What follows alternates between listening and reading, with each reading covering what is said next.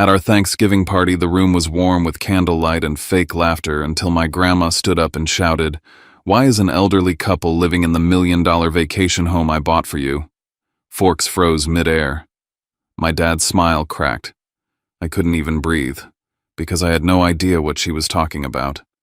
I stared at her and whispered the only truth I had left. "What are you talking about? I'm homeless right now.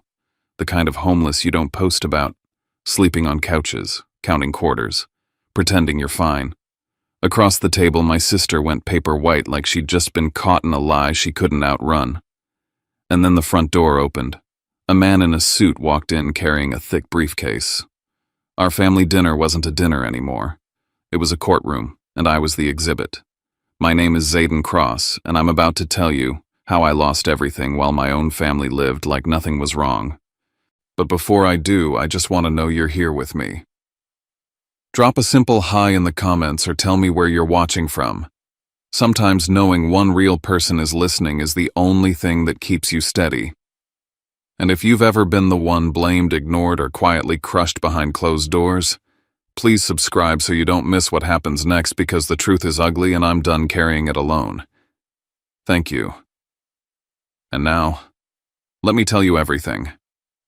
The Cross House in Indian Hill always looked like it belonged on a holiday card, the kind people mail out to prove their lives are stable and shiny.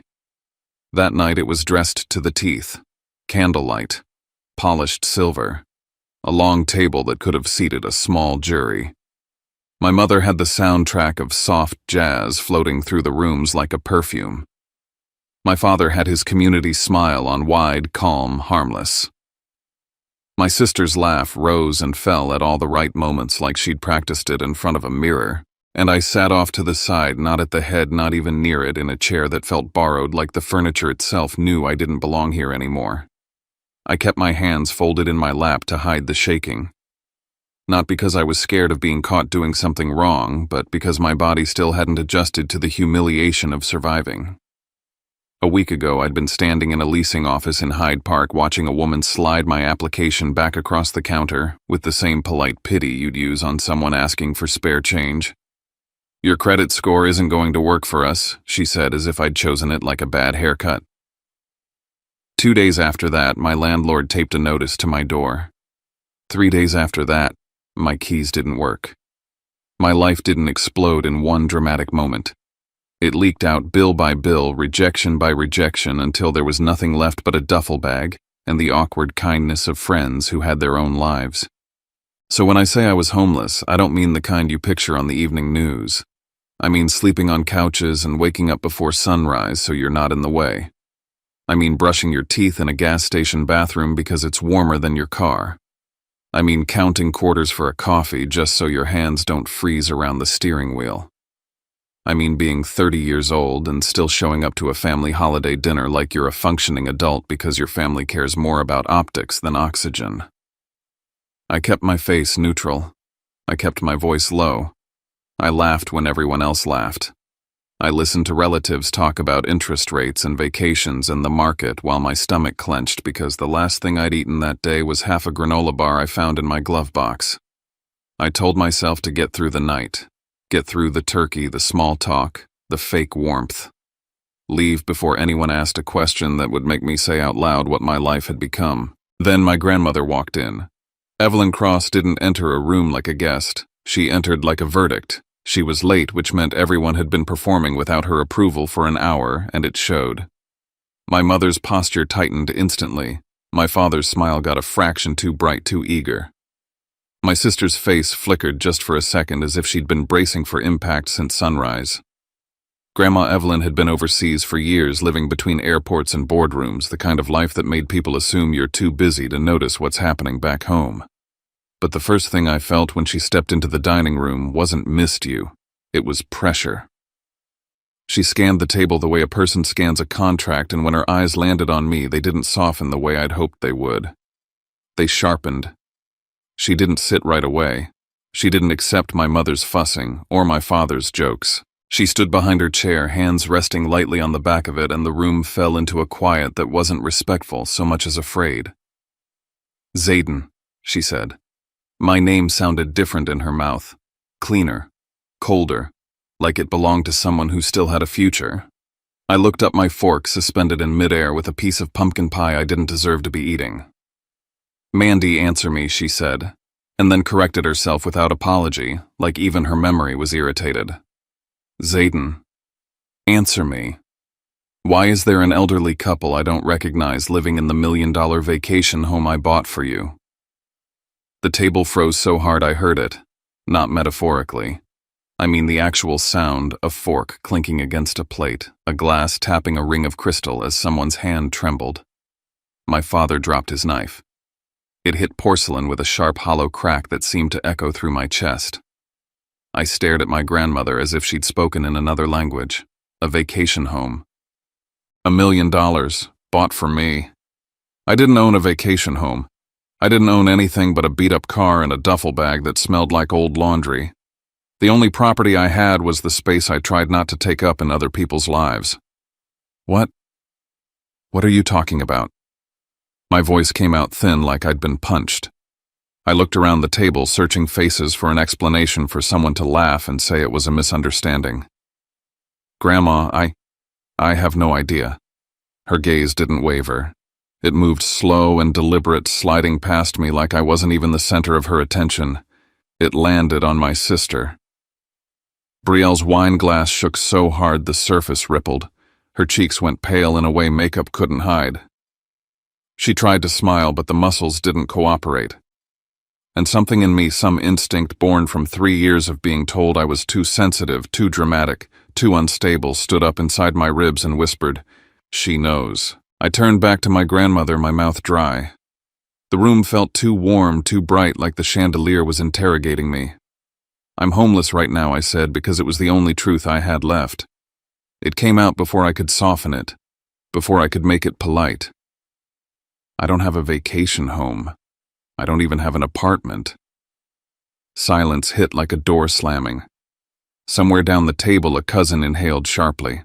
My mother's eyes widened, then narrowed like she was calculating how to recover the mood. My father's jaw tightened so hard the muscles jumped. "You're..."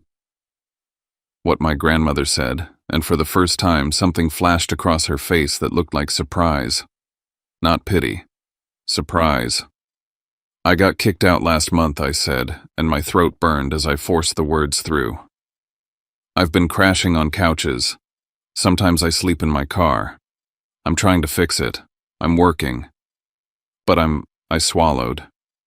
I'm not okay." My mother moved first, because she always did. She reached for the narrative like it was a steering wheel.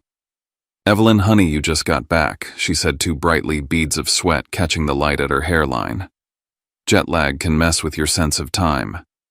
You probably went to the wrong address. There are so many lakeside houses in Georgia." Enough, my grandmother snapped, and the word cracked like a whip. My mother flinched. My father's smile collapsed completely. My sister made a small sound. Not quite a gasp, not quite a sob. "Logan." Her husband didn't look at me. He looked at Brielle first, like he needed her cue before he chose his face. My grandmother reached into her handbag. Her movements were calm, almost gentle, which made the tension worse. She pulled out a photograph and slid it across the table like a playing card. "This," she said, "is the house I purchased. And these," she tapped the photo once, "are the people who answered the door." I leaned forward without meaning to. My fingers touched glossy paper. A lake house filled the frame-wide wooden deck, tall windows, water behind it like a postcard. In front of the house stood Brielle Logan and an older couple I'd never met in person, smiling as if they'd won something. Brielle's arm was linked through Logan's. The older woman's hand rested on Brielle's shoulder like they were family. My stomach dropped so fast I thought I might throw up right there on the linen tablecloth. I knew that house, not because I'd ever been there, but because 3 years ago, when I was juggling shifts and skipping meals, Brielle had posted a photo with a caption that made my skin crawl even then. New chapter. New views. Everyone had commented hearts and congratulations. I'd scrolled past it at 2 a.m, exhausted, and told myself it wasn't my business. Brielle always had something new. Brielle always landed on her feet. Brielle was the kind of person our parents called capable. Now the picture sat in front of me like an accusation. That's my father, started voice thick. Mom, it's complicated. Today is Thanksgiving. We really shouldn't be talking about money, my grandmother cut in. No, George, we shouldn't be lying. My father's name, Bradley, was almost never used by her. She called him George when she wanted to remind him he was still a boy under her roof, no matter how expensive his suit was. I pushed my chair back, the legs scraping the floor. What does this mean? I demanded, and the room snapped toward me. If you bought a house for me, why didn't I know? Why am I living like this? Why is Brielle in that photo? Brielle's lips parted, but no words came out. Monica shot her a warning look. Logan's hand tightened around Brielle's forearm under the table. My father cleared his throat, trying to find his voice, trying to find the version of this story that didn't make him look like a thief in front of the whole family. Zayden, he said, and that tone, firm, parental, made something ugly rise in my chest. You're upset. I get it. But this isn't the place. This is exactly the place my grandmother said. Then she did something that made my blood run cold.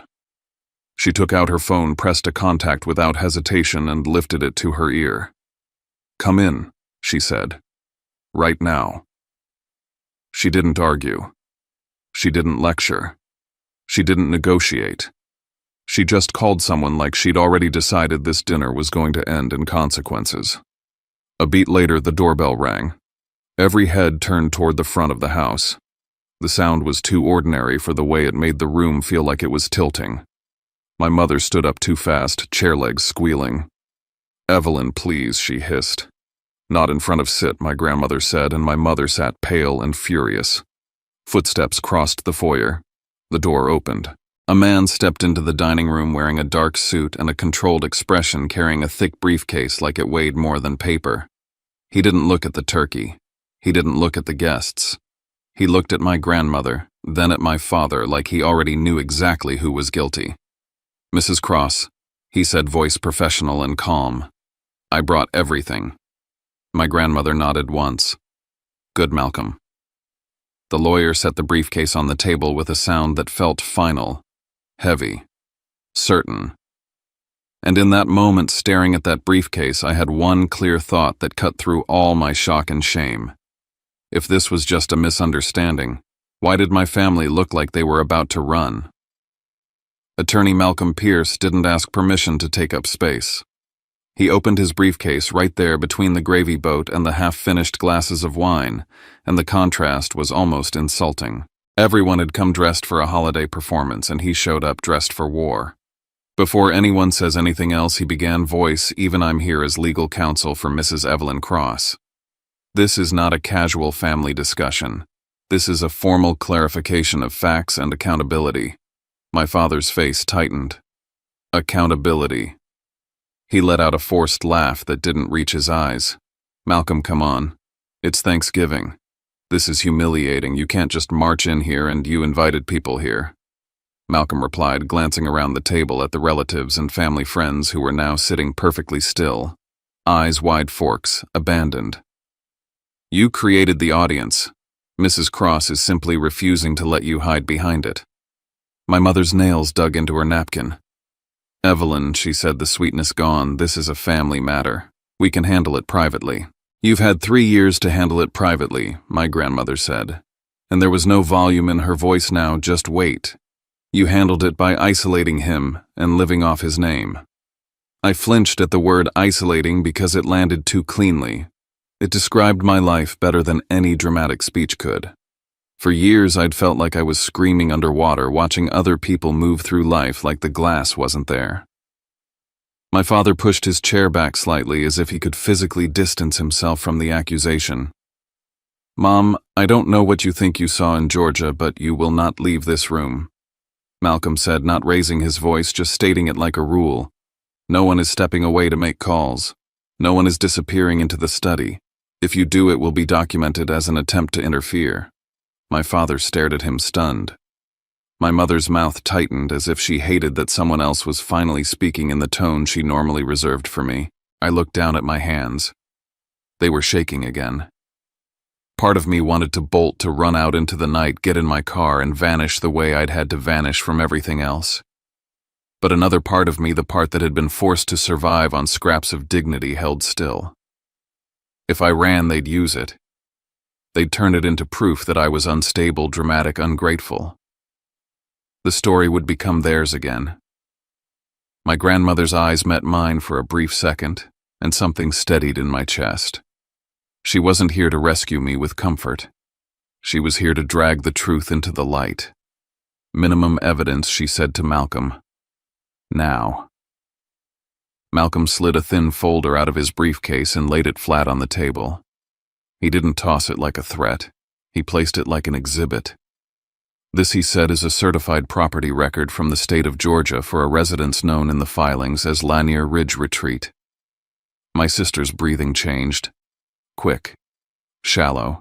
Like she was trying to hide panic behind her teeth. Malcolm continued. The purchaser of record is Mrs. Evelyn Cross. The property was originally titled in the name of Zayden Cross. My stomach lurched. Originally titled. The word hit like a trapdoor. And the current registered owner, Malcolm said, turning a page with deliberate slowness, is Brielle Vaughn. For a moment, no one spoke. It wasn't the polite pause of dinner conversation. It was the silence of a room realizing the floor has disappeared. Brielle didn't even try to talk her way out. Her body betrayed her before her mouth could. Her hands went stiff on the table. Her eyes fixed on the paper as if staring hard enough could erase her name. I felt heat crawl up my neck. A million thoughts piled into one. Rage, humiliation, the sick ache of being proven right about something I'd been too tired to articulate for years. I laughed once, small, sharp, involuntary. So it's real, I said, voice low, like I was afraid saying it louder would make it true. There was a house. In my name. And she owns it now. My father leaned forward, palms up, reaching for control. Zayden, listen. This is exactly why we didn't want to discuss it like this. It's complicated. There are details you don't understand. I understand one thing perfectly, I snapped, and my voice shook despite my effort to keep it steady. I've been sleeping on couches. I've been living out of my car. I've been counting change for gas. And all this time there was a house bought for me, and somehow my sister owns it. I turned to Brielle. When did I sign it over? Because I don't remember that moment. I don't remember agreeing to give you anything. Brielle's mouth opened, closed, opened again. Her eyes flicked to my mother, then to my father, like she was searching for the line they'd rehearsed. My mother finally moved, stepping into the gap like she always did. Zayden, she said softly, and that softness had teeth. You're getting worked up. You need to calm down. This is why we've been careful. You've had a lot of emotional instability. There it was. The label. The old poison served in a clean glass. I stared at her. I could hear my own heartbeat, and underneath it I could hear the echo of a dozen moments where those same words had been used to shut me down. Whenever I asked why my life kept collapsing. Whenever I questioned why I couldn't get ahead. Whenever I dared to point out the obvious, that Brielle always rose while I sank. I'm not unstable, I said, slow and clear. I'm angry. There's a difference. My father's voice sharpened. Don't talk to your mother like stop, my grandmother said. She didn't shout. She didn't need to. Sandra, don't use that word in my house. My mother stiffened. Evelyn, you don't understand what it's been like. What I understand, Evelyn said, is that I wrote to my grandson every single month. The sentence fell into the room like a stone dropped in deep water. I asked him if he liked the place, if he felt safe, if he needed anything. I never received one reply, not one thank you, not one message. Do you know what you told me, George? She looked at my father like he was something she'd scraped off her shoe. You told me he was too unstable to write back. My breath caught. I turned toward her, disbelief and grief twisting together. You wrote to me, I asked, and my voice cracked on the last word. Yes, she said, and for a split second something like pain flashed across her face. Every month. I shook my head slowly, feeling the room tilt again. I never got them, I said. Not a single one. I didn't even know you were trying. The implication hung there, undeniable and ugly. If she mailed them and I never received them, then someone had intercepted them. Someone had decided that the easiest way to keep me powerless was to keep me alone. Malcolm's gaze cut toward my parents. For the record, he said all letters were addressed to this home in Indian Hill. My father's throat bobbed. We were holding them, he said, like it was a normal thing to admit. For him. Until he stabilized. Mom, you were traveling. We didn't want to burden you with the truth, my grandmother said. You didn't want me to know my grandson was being destroyed in my absence. My mother tried a different angle, quick and desperate. Evelyn, you don't know how hard we tried. He pushes people away. He disappears. He doesn't. I disappear because you leave me no place to stand, I said before I could stop myself. The words came out raw. You told me to be independent while you watched me fall. My sister's chair scraped as if she might stand, but Logan's hand pressed against her arms, silent and restraining. He still hadn't looked at me directly. He kept watching Brielle the way a man watches a weather report trying to predict the storm. Malcolm flipped another page, calm as a machine. Now he said, since we've established the property's current ownership and the fact that communication was intercepted, we need to address the document that supposedly authorized the transfer. My father straightened. There is documentation, he said quickly, too quickly. Zayden agreed. He signed it. It was a gift. That's why it's in Brielle's name. My stomach turned. A gift. Like my life was something they could wrap and hand off when it suited them. Malcolm held up a single sheet of paper in a clear sleeve. This is a gift transfer agreement, he said, recorded with a stated sale price of $1. $1. My lungs felt too small. He set the paper down between us. The signature at the bottom was my name. My handwriting, at least to anyone who didn't know me well. It looked familiar in the way a counterfeit bill looks real until you touch it. I never signed that, I said, and my voice was steady now. Not because I wasn't shaking inside, but because something in me had turned hard. I didn't gift anything. I didn't know the house existed. My mother's eyes narrowed, and for a second the mask slipped. Not worry, not sadness, annoyance. Like my refusal to play along was inconvenient. My grandmother leaned forward, her gaze pinning the paper like it was an insect. Then we're going to find out who did. Malcolm nodded once. Exactly, he said. He looked at my sister, then at my father, then at my mother, slow, deliberate, letting the fear build in the spaces. If Mr. Cross is telling the truth, then this document is fraudulent, which means someone forged his signature. And whoever did that didn't just steal a house. They stole his identity. Brielle's lips parted, but all that came out was a thin, strangled sound. My father started to speak, but my mother cut him off with a sharp glance, and they both fell into the same panicked silence they'd been wearing since Grandma's first question. I sat there staring at my own name on a page I'd never signed, realizing something that chilled me more than the Ohio night outside. If they could intercept my grandmother's letters, if they could move $1 million property out from under me, if they could rewrite my life in ink and call it a gift, then I had to stop assuming I knew the worst of it. Because I didn't. And if they were willing to do this with a house, what else had they done with the rest of my life while I was too busy trying not to freeze in a parking lot? Malcolm didn't raise his voice. He didn't need to. He simply took control of the room the way a surgeon takes control of an operating table. Calm hands, sharp eyes, no patience for noise. He slid the property record back into his folder, then looked at each of them. My father, my mother, my sister Logan. Like he was measuring how long it would take for the truth to crack through their teeth. We're going to keep this simple, he said. One question at a time. One answer at a time. No speeches, no moral lectures, we're verifying facts. My father let out a low scoff, but he didn't stand. He didn't storm off to the study. The audience factor mattered. My parents had spent their whole lives collecting the right people and the right impressions, and now those same people were sitting there watching my family's mask peel back in real time. The air felt tight, like the house itself was holding its breath. Malcolm turned to me first. Mr. Cross, he said, and hearing that title attached to my last name felt strange, almost painful. My father had always used my first name like a leash. Did you sign a gift transfer agreement conveying Lanier Ridge Retreat to Brielle Vaughn at any time? No, I said immediately. My voice didn't wobble. The longer this went on, the steadier I became, not because I was calm, but because my body recognized something it hadn't had in years' structure. I never signed anything. I didn't even know the house existed. Malcolm nodded once and wrote it down. Then he faced my sister. Ms. Vaughn, he said, do you claim this signature is Mr. Cross's? Brielle's throat moved like she swallowed something sharp. Yes, she said too quickly.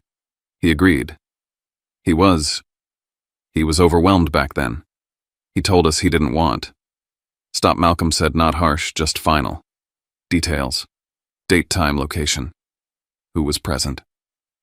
Brielle blinked. Her eyes flicked toward my mother like a child looking for the right answer on a test. Brielle? My mother murmured a warning disguised as support. Malcolm didn't look away from my sister. Ms. Vaughn, he repeated, date, time, location. Who was present? I don't remember, Brielle said, and a flush crept up her neck. It was years ago. I don't remember the exact. You remember enough to claim ownership of $1 million property, Malcolm said, but not enough to remember where the transfer happened. My father finally tried to reclaim the room with indignation. This is ridiculous, he said. You can't interrogate my daughter like she's a criminal in front of family. I stared at him, and something hot and old rose in my chest. He said daughter with that protective tone he never used for me. For me it was always son, be a man, handle it, don't embarrass us. For Brielle it was always she's trying, she's sensitive, she didn't mean it that way. Evelyn didn't even glance at him. She kept her eyes on my sister. Answer, she said. Brielle's mouth tightened. Logan's hand drifted toward her knee under the table. A quiet signal, not comfort so much as coordination. He was watching her like he was watching a live wire. Malcolm closed his pen and set it down. All right, he said. Since the direct route isn't working, we'll go through the timeline. Mr. Cross, you mentioned you're currently without stable housing. Let's address why. Because the condition you're in is relevant to motive. My mother's head snapped up. That has nothing to do with it, has everything to do with it, Malcolm said. A person who is financially stable, housed, and employed has more power to question documents, dispute records, and pursue legal action. A person who is exhausted, isolated, and struggling to survive has less. If someone benefited from Mr. Cross being powerless, then how he became powerless matters. My father's jaw clenched. My sister stared down at her plate as if the cranberry sauce could save her. I didn't want to talk about it. I didn't want my cousins and my parents' friends hearing the ugliest parts of my life. But I'd already said the word homeless out loud, and there was no unsaying it. The shame had already escaped. What I had left was the truth. I took a breath and let my eyes drift not to them, but past them toward the window, where the dark yard stretched out like a quiet ocean. It didn't happen all at once, I said. It happened like a slow collapse. And the weird part is, it always collapsed the same way. Every time I got close to stable, something yanked the floor out. A memory hit me so sharply I tasted it. The smell of cheap carpet and lemon cleaner. The leasing office in Cincinnati. The woman behind the counter pretending not to judge me while she judged me anyway. I could see her manicured finger tapping the edge of my application. I tried to rent a one-bedroom in Hyde Park, I said, and my voice stayed level, but my hands tightened under the table. I had pay stubs. I had references. I had money for the deposit. She ran my credit and slid the paper back like it was contaminated. She said, "Your score isn't going to work for us." I asked her why. She said there were late payments, delinquencies. I told her that didn't make sense because I was paying my student loans every month. My mother exhaled a sound that might have been annoyance, might have been contempt. "You've always been disorganized with," no, I cut in, and even I was surprised by the steel in my voice. "That's what you always said. That was your favorite explanation. You said if I was struggling, it was because I wasn't trying hard enough, because I was careless, because I was unstable." The word hung between us, and for a second I saw my mother's mouth tighten the way it did when she realized I'd learned the pattern. "I wasn't careless," I continued. "I was obsessive. I tracked every dollar. I skipped meals so I could make payments. I worked nights and weekends. and still the loans were marked late. Malcolm leaned forward slightly. "Do you have records of those payments?" he asked. "I thought I didn't," I said, "because I was drowning and I didn't have the energy to fight paperwork. But I have bank statements. I can pull them up. The payments left my account. That's what made it so confusing." Money went out, but the lender kept saying it didn't arrive. Evelyn's fingers curled around the stem of her wine glass. She didn't drink. She just held it like it was something she could crush. The room felt warmer, and I realized it was because my anger was finally doing something useful. It was keeping me upright. It wasn't just housing, I said. It was work too. I graduated top of my class. I made it to final interviews. I had professors vouching for me. I should have been fine. But every time I got close, the offer disappeared. Another memory rose bright and cruel. Chicago. The cold wind cutting through my coat. The lobby of a glass building. A recruiter's smile. A handshake. A confident, "We'll be in touch soon." Then the email the next day that didn't match anything that happened in that interview. "I flew to Chicago for a final round," I said. They were excited. They talked salary. They talked start date. They joked like I was already part of the team. Then the next morning I got a call saying they were going in another direction. No explanation. Nothing. Just a door slamming. My father shifted in his chair and I felt the old urge to apologize for making him uncomfortable. I didn't. I kept going. One HR guy, I said, let something slip. He didn't mean to. He said, "We received an email that raised concerns." I asked him what concerns. He wouldn't show me, but he said it was about my mental health, that I was unstable, that I was a risk. My mother's eyes flickered. My father's face went still in a way that wasn't innocence. It was calculation. Malcolm didn't look surprised. He simply asked, "Do you still have any correspondence from that process?" A forwarded snippet, a subject line. Anything I almost said? No. That was my default now, to assume I had nothing, to assume I didn't deserve proof. But then I remembered something I'd buried because it hurt too much to stare at. "I have an old inbox," I said slowly. "I used to forward everything to myself when I was job hunting just so I wouldn't lose track. There was a weird forwarded message once. It didn't include the whole email, just a line. I ignored it because I was exhausted and ashamed." My throat tightened. It said something like, "We can't move forward due to concerns regarding your stability and prior conduct." It was around the same time everything started falling apart. Malcolm's eyes stayed on mine. "If you can access that inbox," he said, "that's important. The language, the timing, the pattern. It becomes part of a broader picture." My mother leaned in, voice slick with a kind of false concern that made my skin crawl. "Zayden, you're spiraling," she said. "You're connecting dots that aren't there. You always do this when you're stressed." There it was again. The script. Reduce my reality to a mood swing. Turn evidence into emotion. Make me the problem so no one has to look at what they did. Evelyn's voice cut across the table like a blade. "Sandra," she said, "you will not speak to him that way in front of me." My mother's cheeks flared. "Evelyn, you don't know what it's like living with him. He's unpredictable. He disappears for days. I disappear," I said, and my voice shook for the first time, not from fear, but from the rawness of it. "Because every time I asked for help, you told me I was weak. Every time I questioned why I couldn't get ahead, you told me it was my fault.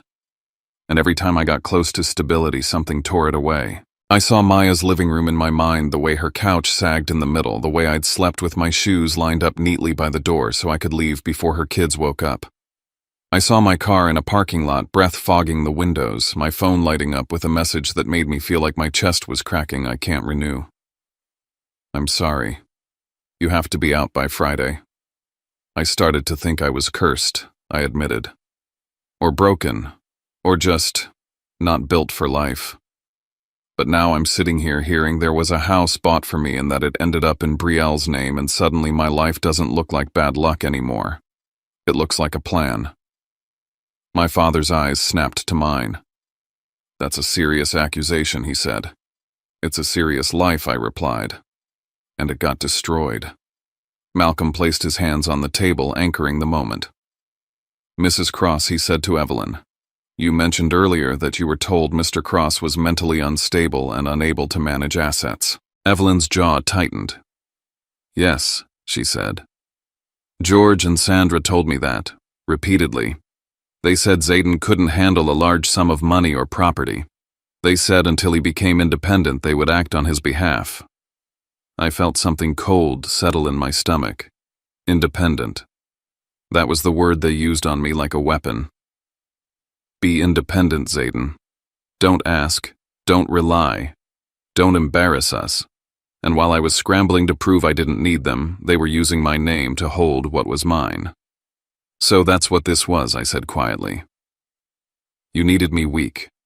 You needed me struggling. Because if I was stable, I'd ask questions. If I had a decent job and a real address, I'd check records. If I had credit, I'd hire a lawyer. My mother's hands trembled, but her eyes stayed hard. You're making yourself into a victim, she said. I didn't have to make myself anything I said. I lived it. Malcolm opened his folder again, but he didn't pull out new papers yet. He looked at my sister. Ms. Vaughn, he said, you claim Mr. Cross agreed to gift you the property, yet you cannot describe when, where, or how, and Mr. Cross asserts he never signed anything. Your parents assert he was unstable and needed guardianship. That combination creates a clear incentive for someone else to act in his name. Brielle's lips pressed together so tightly they turned white. Malcolm finally spoke the line that made my spine tighten. We've also received preliminary findings on the transfer document itself, he said. Not just the signature. The document shows indicators that it may have been created later than the date printed on it. My father's face drained just a shade. My mother's eyes darted fast and sharp. I stared at the paper with my forged signature and felt a strange, sick clarity. If they could falsify a date, then they could falsify the whole story. Not just the transfer, not just the house. Everything they'd told me about who I was and why I was failing. I leaned back in my chair, the candlelight blurring for a second. If you faked the timing, I said, my voice low, then you didn't just steal a house. You rewrote history. Malcolm's gaze held steady. That's what we're going to prove, he said.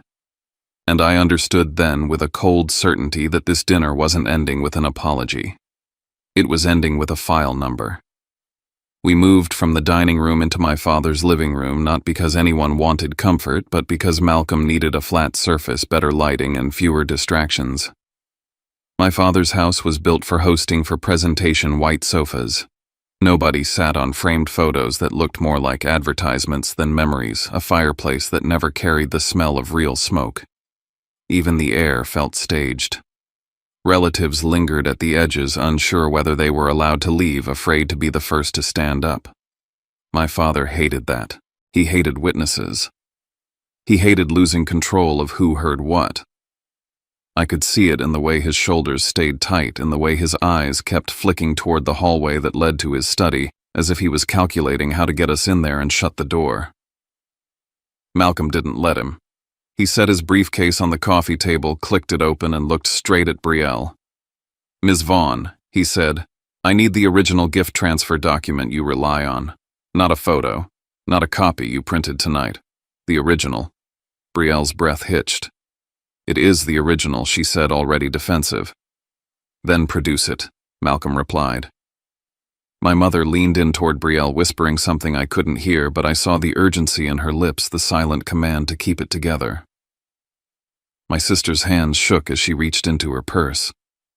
For a second, it looked like she might refuse, might claim she didn't have it, might try to run the clock out. But the room was full of eyes, and my grandmother's stare didn't blink. Brielle pulled out a clear sleeve with the paper inside, like she'd been carrying it around as an insurance policy. She held it up with a trembling sort of pride. There, she said. Look, date, signature, everything. My name sat at the bottom in ink that wasn't mine. A wave of nausea hit me, the same kind I'd felt standing in that leasing office hearing I didn't qualify to rent a place to sleep. Back then, it felt like the world had decided I wasn't worth stability. Now I was staring at proof that stability had been taken from me and handed away like a party favor. Malcolm took the paper without reacting. He didn't grimace. He didn't gasp. He treated it like a routine object, which was somehow worse for them. He laid it flat on the table and pulled out his tablet. "We're going to verify this in a specific order," he said. "Physical characteristics first, then ink, then printing artifacts, then handwriting." My father scoffed, trying to make it sound ridiculous. "Printing artifacts," he repeated like it was a joke. "You're going to tell me a printer knows when someone signed a paper?" Malcolm didn't look up. "I'm going to tell you that paper and ink tell stories people don't expect," he said.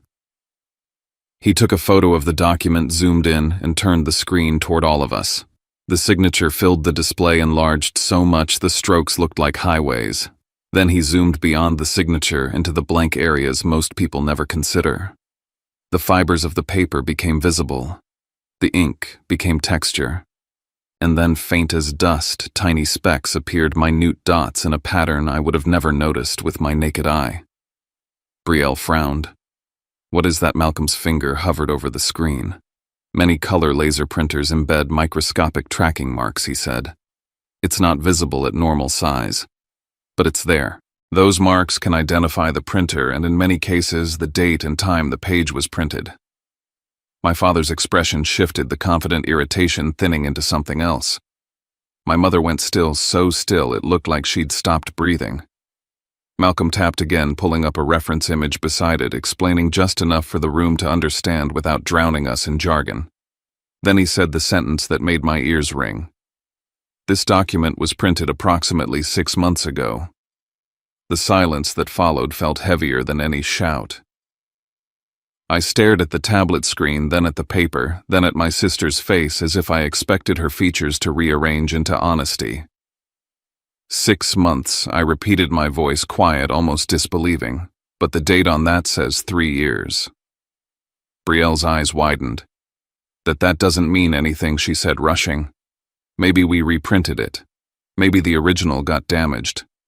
Maybe my father jumped in too fast." "Exactly," he said. "We probably made a copy. That's normal. People lose things. You're making a big deal out of nothing." Malcolm finally looked up at him. "If it's a copy," he said, "then there should be a trail. Email correspondence. A scan saved on a computer dated 3 years ago. A file history. Any evidence that the document existed in that form at that time. If this was legitimately executed, there would be something besides your word." My father's mouth opened, closed. He looked toward my mother for backup. My mother attempted calm. "We're not organized like that," she said. "We don't keep you keep $1 million house." I said, the bitterness cutting through. "But you don't keep proof of how it changed hands." Evelyn's voice was low and lethal. "Sandra," she said, "stop insulting my intelligence." Malcolm turned the tablet back toward the document. "That's one layer," he said. "Now the signature." He pulled out another folder and slid a single-page report onto the table. I saw lines, percentages, language that looked clinical. He didn't read every word. He didn't need to. He pointed to the conclusion. "The signature does not match Mr. Cross's known handwriting patterns," Malcolm said. "It shows strong similarity to Ms. Vaughn's handwriting characteristics." Brielle's face drained again the way it had at the dining table when my grandmother first asked her question. Only now there was nowhere for her eyes to run. She stared at the report like it was a sentence carved in stone. "That's insane," she whispered, but it didn't sound like denial. It sounded like panic. My mother's voice turned sharp. "You can't prove that," she snapped. Malcolm's tone didn't change. "It's already proven," he said. "We have exemplars. We have analysis. And we now have a printing timeline that contradicts the stated date." I felt a strange kind of grief wash through me, not for them, but for myself. For every time I'd questioned my own memory. For every time I'd been told I was the problem. I'd been living inside a story they wrote about me, and the ink was literally their ink. I looked at the paper again, at the forged version of my name, and it hit me like a bruise. My identity had been used as a tool against me. It wasn't just theft. It was erasure. "Why 6 months?" I asked, and the question came out like a blade. I turned my eyes from Brielle to my parents. If you were going to do this, why not do it 3 years ago? Why wait until 6 months ago to print it? My father's gaze dropped for the first time, not in shame, but in calculation. My mother's fingers curled knuckles white. Evelyn answered before they could.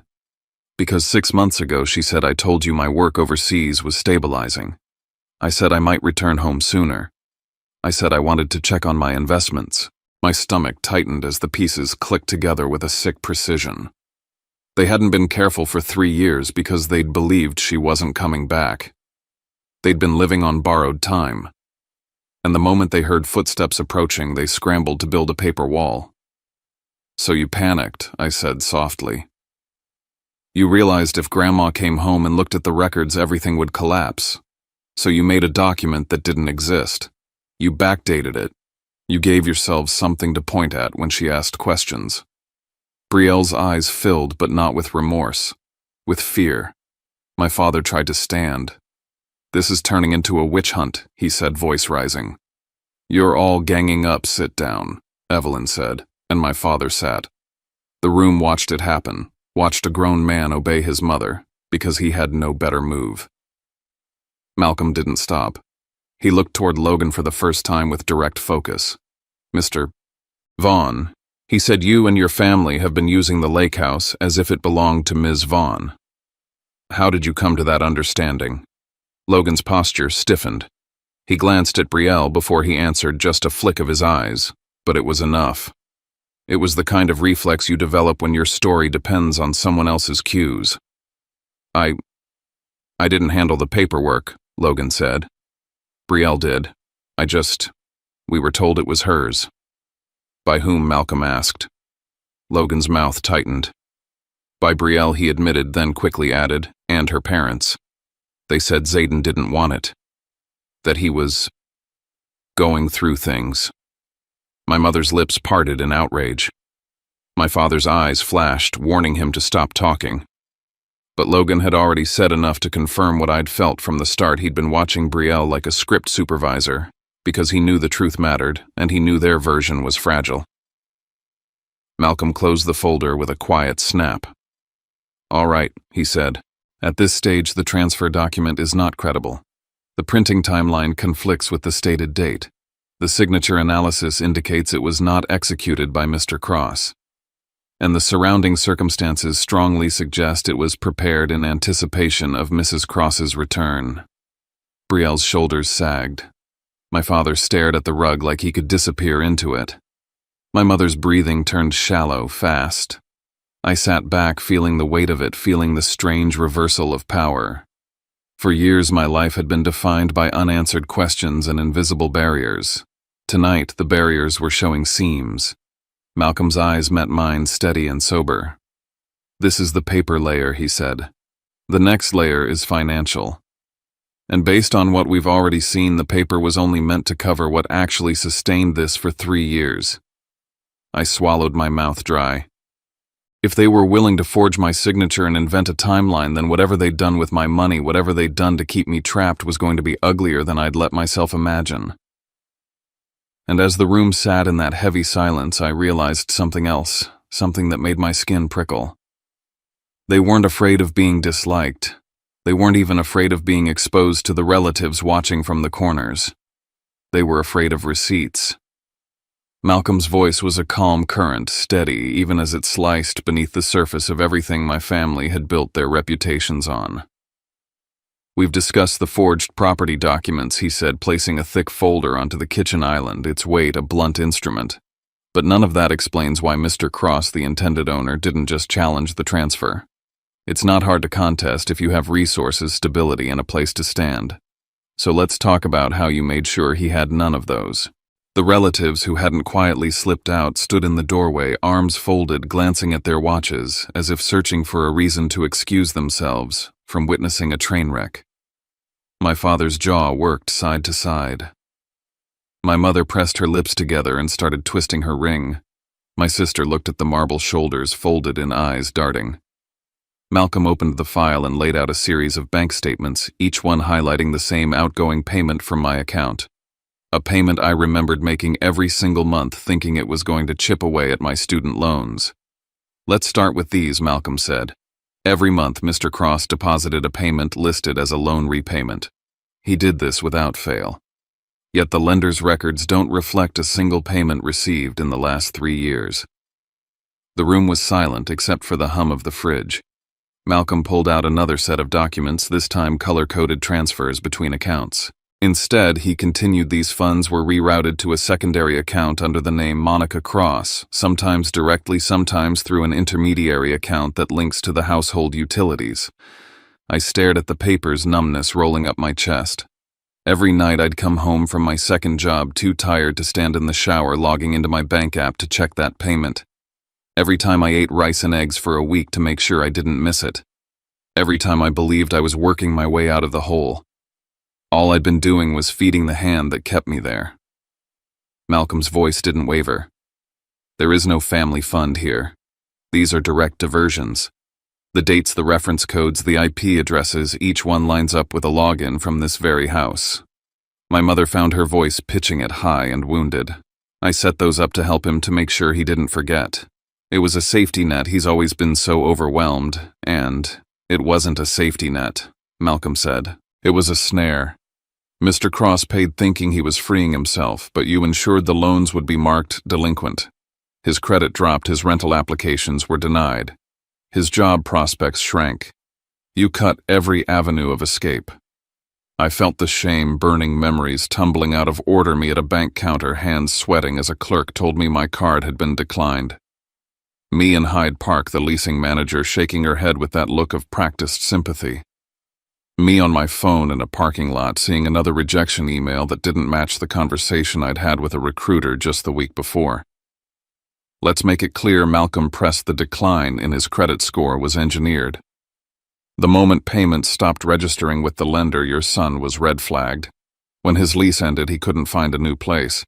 The timing aligns exactly with the account diversions. My mother opened her mouth, then closed it. My father made a gesture of exasperation like he was being accused of bad taste, not a crime. Malcolm moved on his gaze steely. That alone would be sufficient to argue civil fraud. But there's more. We have emails anonymous sent to HR departments at firms where Mr. Cross interviewed. The emails describe him as unstable, unreliable, and a risk due to mental health episodes. My heart hammered, a slow rage building. The old pain of thinking every job was slipping away because of something inherently wrong with me now gave way to a new, colder fury. You sent those, I said, unable to keep the edge from my voice. Malcolm nodded. Our digital forensics found the source. They were sent from the home network here in Indian Hill multiple times from a device registered to Bradley Cross. My father bristled, all pretense of dignity gone. Anyone could have accessed our Wi-Fi, he snapped. Neighbors' guests. You can't pin that on me. Malcolm didn't flinch. The emails used language and phrases that match your own documented business correspondence. We have timestamps that show you were present at home during every transmission. There are also unique device identifiers. No guest used your laptop. We'll hand this to the prosecutor. I watched the realization settle in, the first inkling of panic cracking my father's careful facade. My sister seemed to shrink further into her seat, her nails digging into her palm. Malcolm continued undeterred. Now about the house itself. Ms. Vaughn, you claimed the lake house was simply a vacation home that you let your in-laws stay for free. Brielle lifted her chin, defiant. They're family. It's better than leaving it empty. Malcolm laid out another document, a neat table of monthly bank transfers.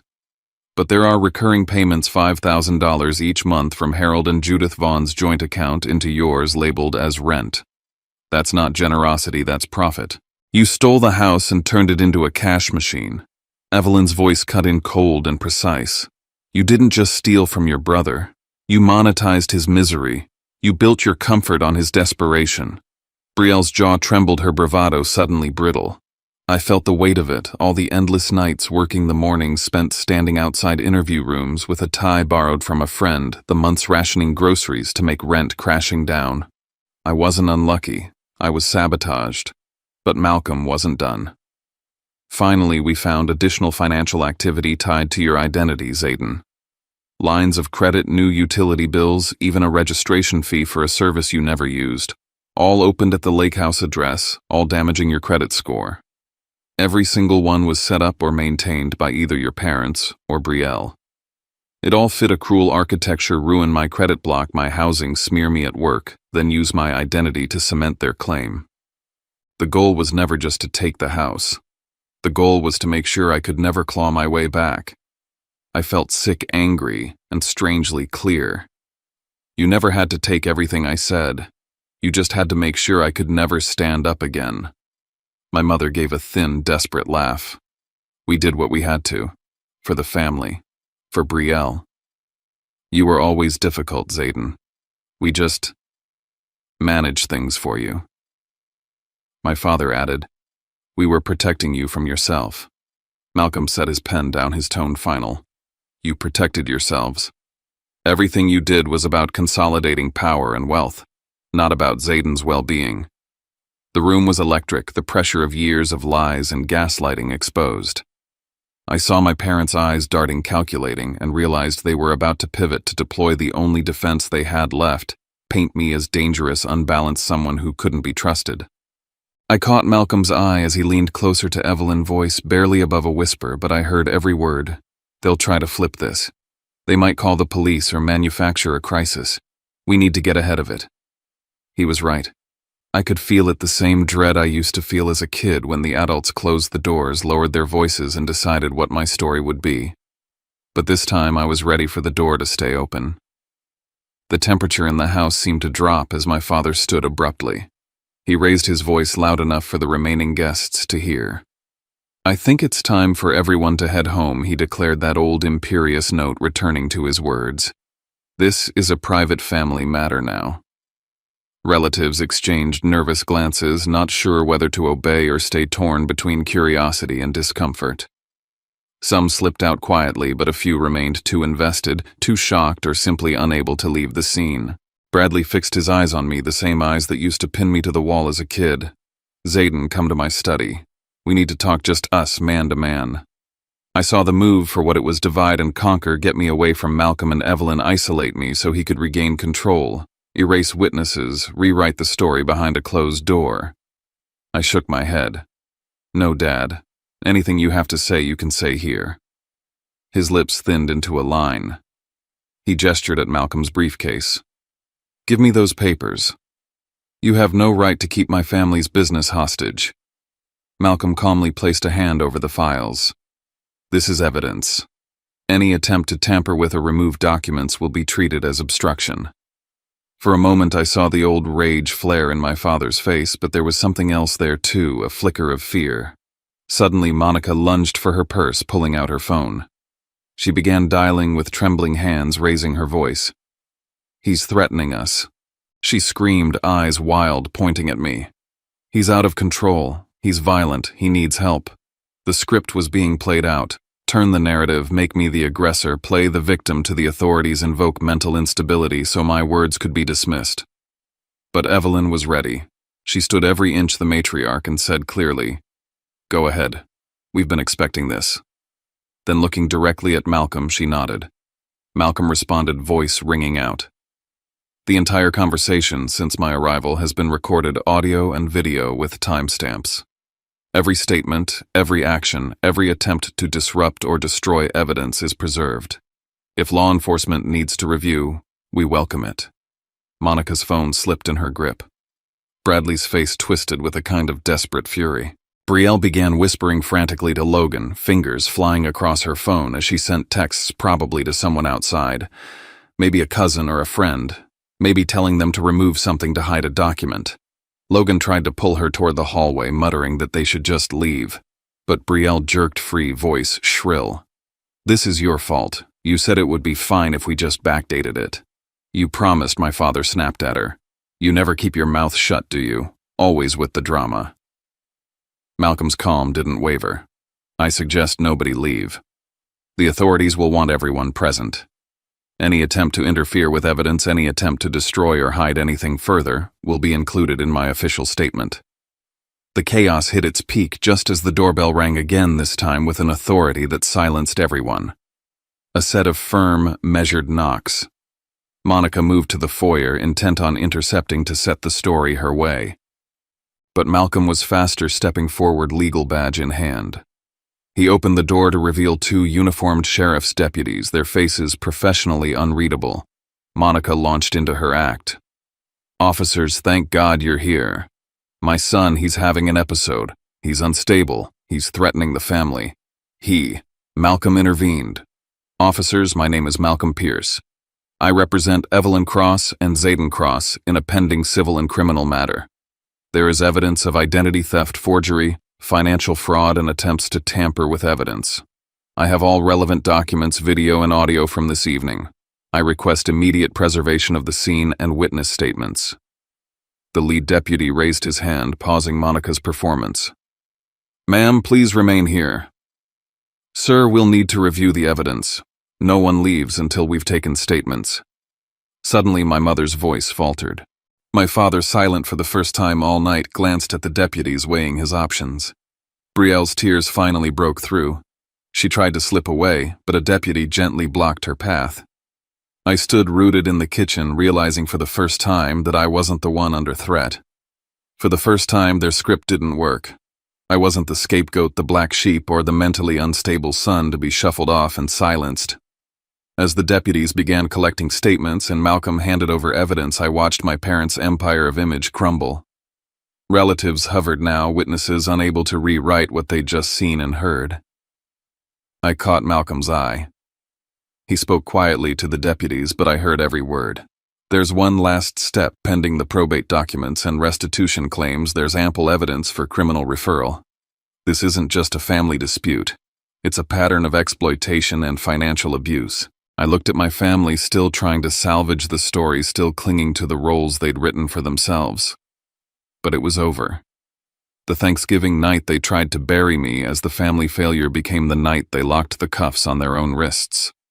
And for the first time, the house in Indian Hill felt like a place where the truth was louder than any lie. The police presence in the living room shifted the dynamic instantly.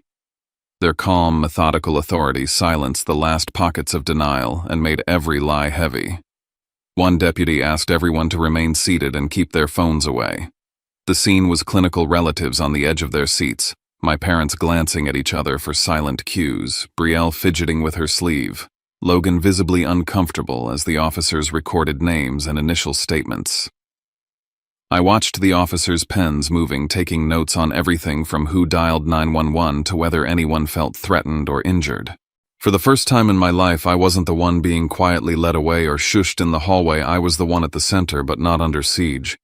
I could see the guests and even the house staff watching, registering the shift. The Cross family wasn't untouchable tonight. As Monica tried again to revive her old refrain, insisting with wide, frightened eyes that I was unpredictable, escalating, and potentially dangerous, I calmly spoke directly to the lead officer. "Officer, I have not threatened anyone here. This is a legal mediation with my attorney present, with all evidence and discussion recorded since the moment Malcolm arrived. My family has used that accusation against me for years to avoid facing their actions. Tonight, everything has been documented for the record." My voice was measured and clear. It was the same tone I'd practiced in job interviews, trying to seem steady even when I was exhausted and desperate. But now, it was real. I wasn't desperate, I was in control.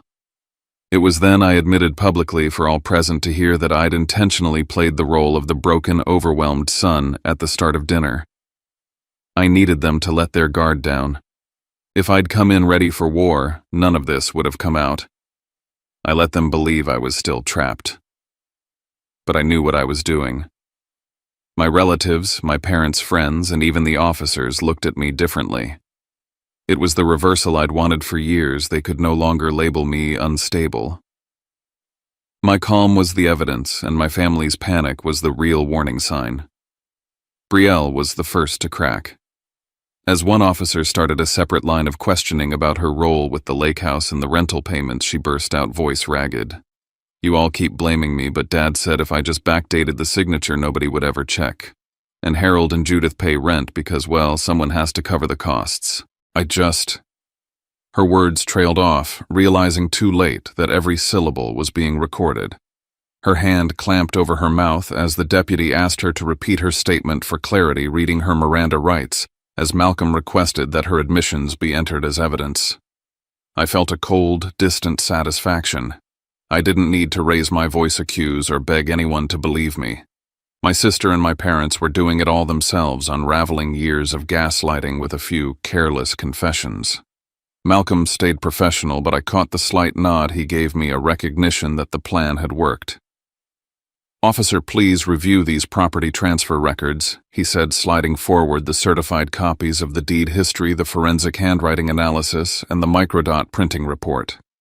"You'll also find records of rent payments into Ms. Vaughn's account from her in-laws, Harold and Judith, totaling $5,000 per month over 3 years. These are proceeds from an asset fraudulently acquired." One deputy began to process the physical evidence, while another started asking for detailed statements about who handled correspondence for my grandmother over the last 3 years, who accessed my financial records, and who sent anonymous emails to my former employers. Logan tried to feign ignorance, but when pressed about the regular payments from his parents and the house's ownership, he faltered. "I mean, I knew they paid Brielle every month for something, but I always thought it was legit. I didn't ask a lot of questions." His voice was weak. He never signed documents, never made the big decisions. He just collected the benefits and kept quiet, which the officers noted as they recorded his answers. Amid the mounting admissions, Evelyn stood and addressed the officers and assembled witnesses. "Before we go any further, I want it formally recognized that as of tonight, under advisement and witness of counsel, I have completed and executed a new will and estate plan.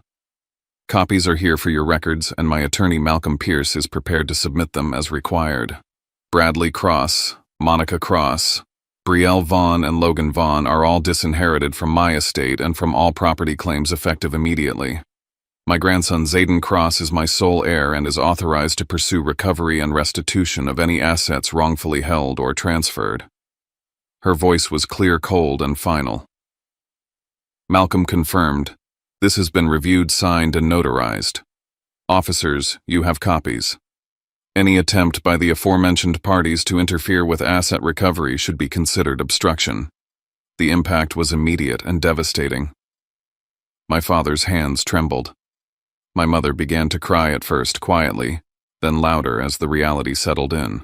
Brielle screamed at Evelyn, at Malcolm, at me, demanding to know how we could do this to our own blood. Logan just shook his head, as if finally realizing there was nothing left for him to control or gain. I watched all of it with a strange, remote calm.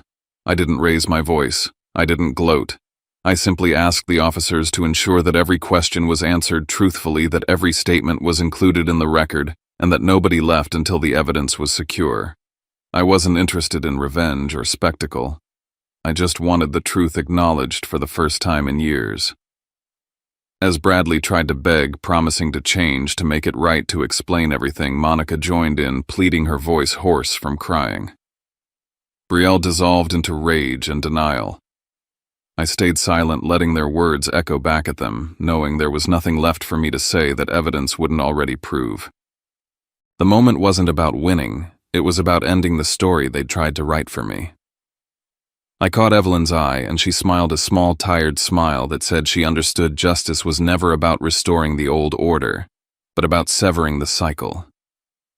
Malcolm spoke with the officers, laying out next steps: requests for subpoenas on digital devices, orders to secure the home's network, warrants for expanded bank records. The police nodded, accepting his recommendations. This wasn't a family squabble anymore. It was a crime scene. For the first time, I didn't need to ask, will anyone believe me?